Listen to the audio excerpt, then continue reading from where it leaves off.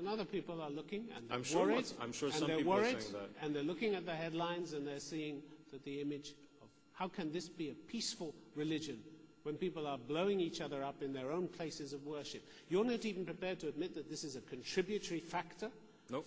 to a dent in the reputation of Islam? Not one bit. Not one bit? Not one bit. You can't be certain of I am that. absolutely certain. I'll tell you why that I'm certain. Because for over 1,000 years, the West has been portraying Islam in a variety of ways, and I'll tell you, one of the ways that it's been portraying it is as a religion of violence.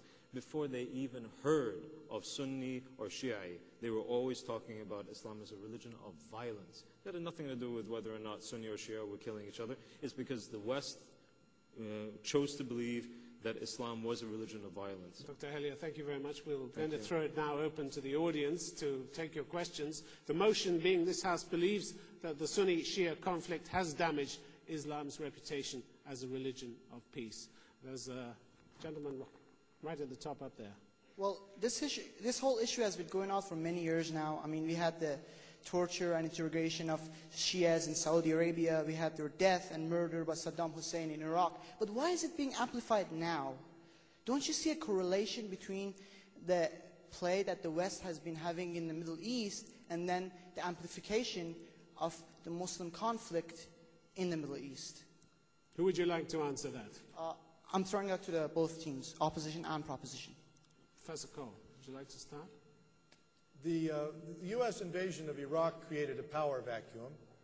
There hadn't been bad relations between Sunnis and Shiites traditionally in Iraq, but in the absence of a powerful state, political entrepreneurs emerged that tried to mobilize people on the basis of ethnic and religious identity.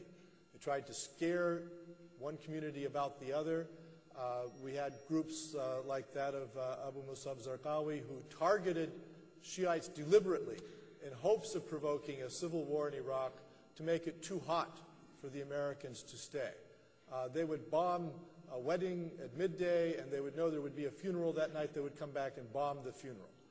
So it was deliberate, and it ultimately had the effect of provoking very significant sectarian violence, which I believe has killed literally hundreds of thousands of people and has changed the ethnic composition of Baghdad to the point where it's probably now at least 75% Shiite a city. Let me bring Dr. Helia in on this.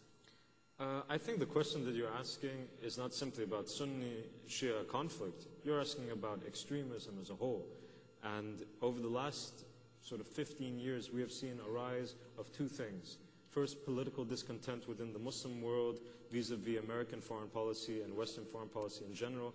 And two, and this is very crucial, the growth of a nihilistic, non-Islamic ideology that cloaks itself in the vocabulary of Islam.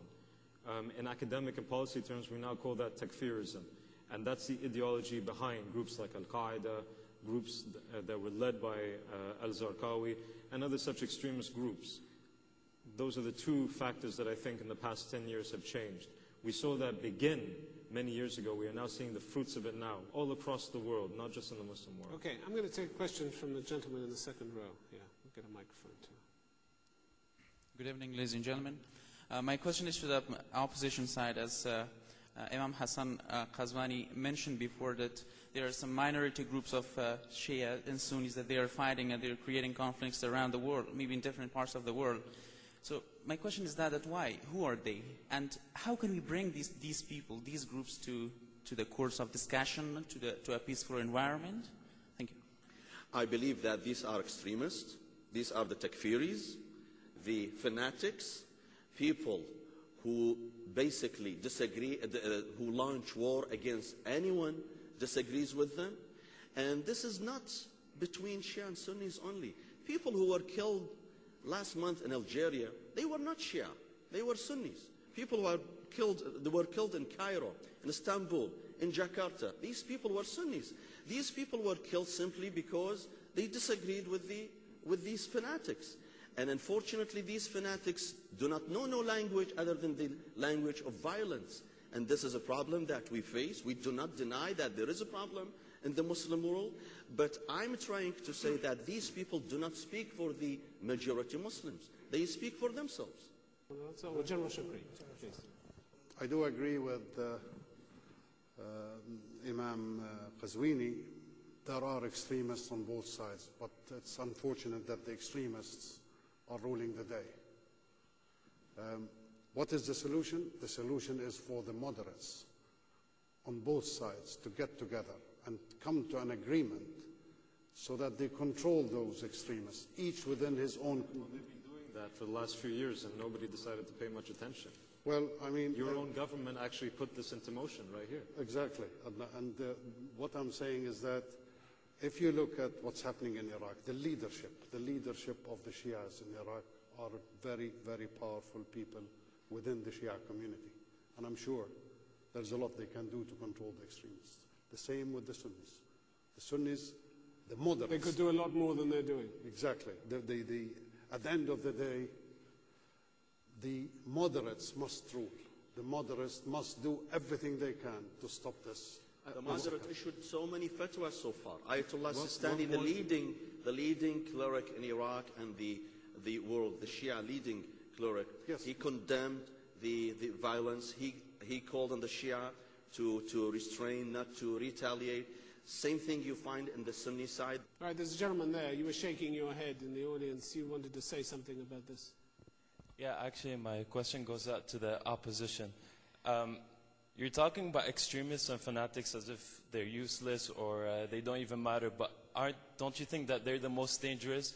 Weren't people, fanatics and extremists that you don't really consider dangerous, like bin Laden, the ones that provoked the Americans and probably caused the invasion of Afghanistan, weren't these the people that are most threatening to Muslims? And I mean, seriously, if 60 to 70 people die of sectarian violence in Iraq every day. Relative to the States, that's about 600 to 700 people per day. If that's not damaging reputation of Islam, then I really don't know what will. Dr. Halia. You know, I come from a nice little place called the United Kingdom. A few years ago, on July 7th, 2005, extremists came into my country, trained to blow up a lot of people, a lot of innocent people in the name of Islam.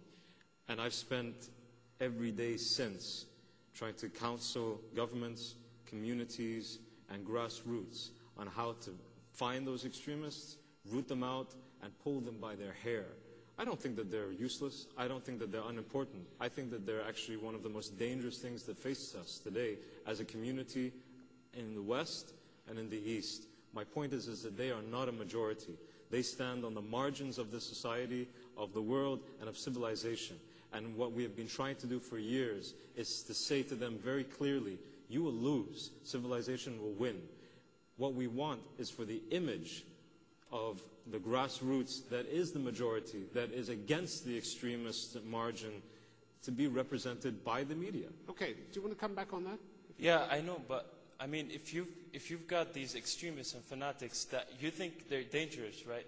But if you put guns in their hands, and if they're sponsored by, for example, like Who said I want to put guns in their hands? I want to lock them up and put them in jail.